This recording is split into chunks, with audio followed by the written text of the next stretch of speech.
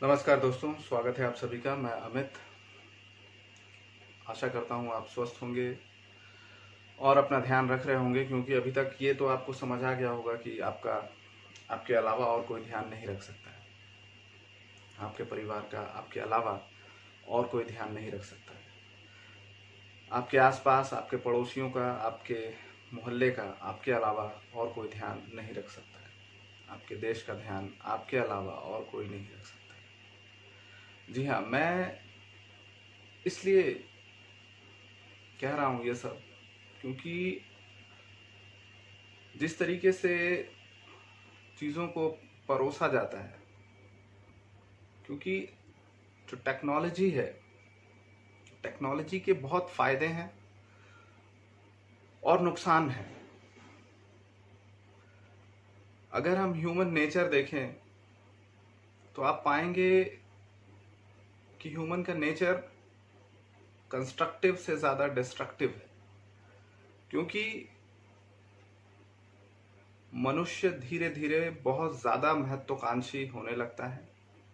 और जब आप अपनी महत्वाकांक्षा के चरम पर पहुंच जाते हैं तो आपके लिए कुछ भी गलत सही नहीं रह जाता है। बस रह जाती है तो सिर्फ महत्वाकांक्षा, बस रह जाती है तो उस महत्वाकांक्षा को पूरा करने की एक जिद। इसके बहुत सारे उदाहरण आप पास्ट में, प्रेजेंट में देख सकते हैं। उसको मुझे बताने की ज़रूरत नहीं है, क्योंकि ये बहुत मुश्किल समय है और इस तरह का समय शायद ही किसी ने देखा होगा जैसा टाइम हम पिछले 2-3 महीनों से देख रहे हैं। मुश्किल समय सबके लिए है, लेकिन ऐसे सिचुएशन में भी कुछ लोग ऐसे हैं जो न खुद ठीक से रहना चाहते हैं, न दूसरों को रहना देना पसंद करते हैं। क्योंकि इसी तरह की एक वारदात जो अभी बंगाल में हुगली जिले में हुई, हुगली के क्षेत्र में हुई, वहाँ जो वायलेंस हुआ उसके संदर्भ में मैं अपनी बात आपके समक्ष रखना चाहूँगा। साथ ही मैं इससे संबंधित मीडिया ने जो रिपोर्टिंग की उसकी ओर भी आपका ध्यान दिलाना चाहूँगा। मैं इलेक्ट्रॉनिक मीडिया और प्रिंट मीडिया, किसी एक स्पेसिफिक मीडिया की बात नहीं कर रहा हूँ। मैं सिर्फ एक मीडिया माध्यम की बात कर रहा हूँ जिस माध्यम से आपको खबरें मिलती हैं। तो मैं 3 वेबसाइट्स जिस पर सेम टॉपिक पर, सेम इंसिडेंट पर जो रिपोर्टिंग का पैटर्न है वो आपको बताता है कि किस तरीके से मीडिया बायस्ड है। एक सेक्शन मीडिया का एक कम्युनिटी के पक्ष में सिर्फ दिखाता है, दूसरे कम्युनिटी के अगेंस्ट बताएगा आपको। एक मीडिया ने दोनों की बात की है और एक ने किसी का नाम नहीं लिया है। जी हाँ, मैं सबसे पहले द प्रिंट.इन पर अगर आप देखेंगे, जो वेस्ट बंगाल में वायलेंस हुआ है उसके बारे में जो इनकी रिपोर्टिंग है, उसका शीर्षक है bombs and आईईडीज used in communal violence in Bengal's Bhadreshwar police suspect instigation. ये पूरा अगर आप पढ़ेंगे 13 मई की रिपोर्टिंग है और शाम को लगभग 5 बजे के करीब ये छपा था इनकी वेबसाइट पर। आप पूरा इनका आर्टिकल पढ़ें। यहाँ पर आपको कहीं पर भी हिंदू मुस्लिम की बात नहीं आएगी। यहाँ जो फोकस दिया गया है वो वायलेंस पर है कि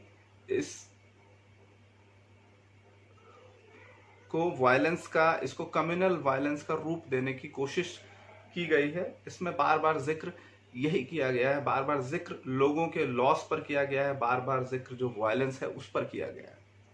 जबकि आप अगर द वायर .in में हिमाद्री घोष इनकी रिपोर्टिंग देखेंगे तो इनका टाइटल ही कम्युनलिज्म है। Ground report what really happened in violence hit Telini Para west Bengal. और इनकी जो रिपोर्टिंग है वो 8 घंटे पहले की है, यानी कि 16 तारीख की ही रिपोर्टिंग है। और जहां इनका शीर्षक सीधा आता है कि according to police and locals the violence which broke out in this part of Hooghly district 40 kilometres north of Kolkata was a planned systematically executed attack targeting the neighbourhoods Muslim residents. आप इनका पूरा आर्टिकल पढ़ें और यहां पर आपको सब कुछ सिर्फ मुस्लिमों के पक्ष में नजर आएगा। यानी कि जो भी वारदात हुई है वो सिर्फ हिंदुओं ने किया है।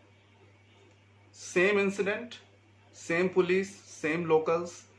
जहां पर द प्रिंट को ये नजर नहीं आया कि ये सिर्फ हिंदुओं ने किया है, लेकिन द वायर को सिर्फ ये नजर आया, सिर्फ लोगों से यही मिला कि ये मुस्लिम्स को टारगेट किया हुआ अटैक था, प्लान्ड अटैक था हिंदुओं के द्वारा। ठीक है, अब तीसरी रिपोर्टिंग देखते हैं timesnownews.com। timesnownews.com इनकी 14 तारीख की रिपोर्टिंग है और ये तमाल शाह इनकी रिपोर्टिंग है। और इनकी शुरुआत होती है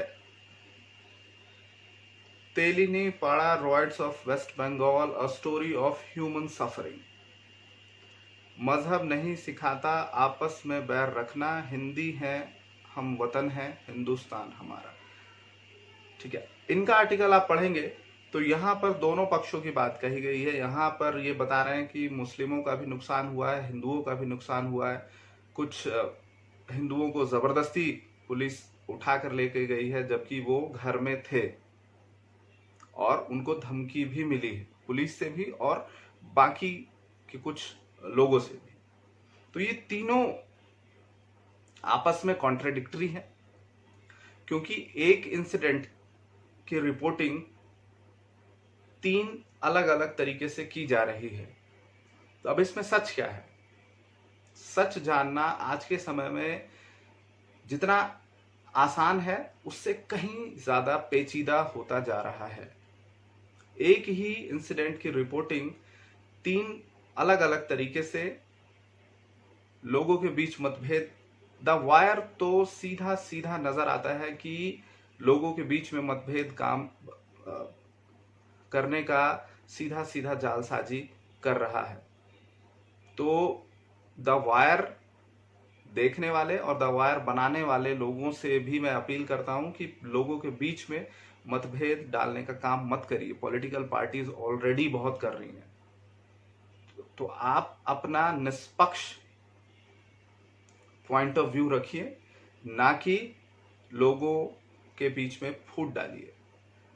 मीडिया पूरी तरीके से बायस्ड है, किसी भी मीडिया की क्रेडिबिलिटी बिल्कुल भी नहीं है।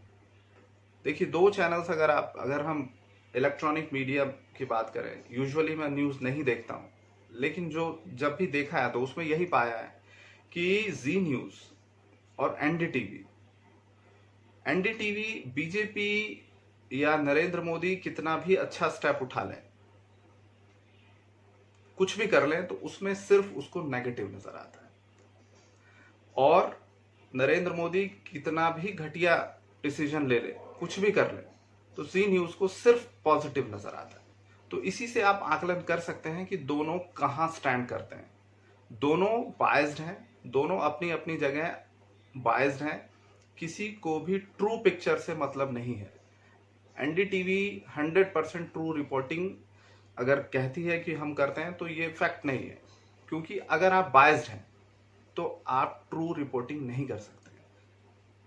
तो मुझे तो कहीं पे भी मीडिया निष्पक्ष नजर नहीं आती है। इसलिए इन मीडिया चैनल्स को, इन जो वेबसाइट्स हैं, इनको पढ़कर किसी भी तरह की न्यूज़ देखकर एक दूसरे के प्रति मन में द्वेष का भाव ना लाएं। देखिए, जो पास्ट में हो चुका है उसको तो ठीक नहीं किया जा सकता, उसको आप चेंज नहीं कर सकते। ये भी है कि इस्लाम के नाम पर बहुत सारे लोग आतंकवाद फैला रहे हैं। आप इस्लाम को मानने वाले ये बात नहीं मानेंगे, लेकिन अगर आप लिस्ट ऑफ टेररिस्ट ग्रुप्स देखेंगे तो वहां पर जितने भी आतंकवादी हैं उनके नाम आपको इस्लामिक ही मिलेंगे।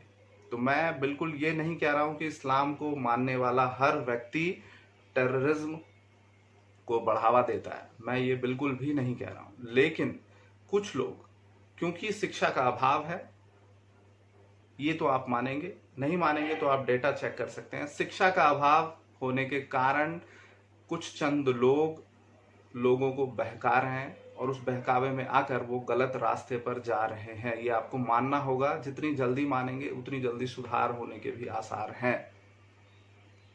तो इसलिए मैं ये बिल्कुल नहीं कह रहा कि भारत के लोग, चाहे वो हिंदू हो मुस्लिम हो, वो आपस में मतभेद विकसित करें, लेकिन इन न्यूज़ को देखकर, जिस तरह की न्यूज़ सर्कुलेट होती है उसको देखकर आप किसी भी तरह का मन में द्वेष की भावना ना लेकर आएं, बल्कि कोशिश करें कि एक दूसरे के साथ सामंजस्य बिठाने का, ताकि भारत का भविष्य सुनहरा हो सके। आज के वीडियो में इतना ही। धन्यवाद। जय हिंद।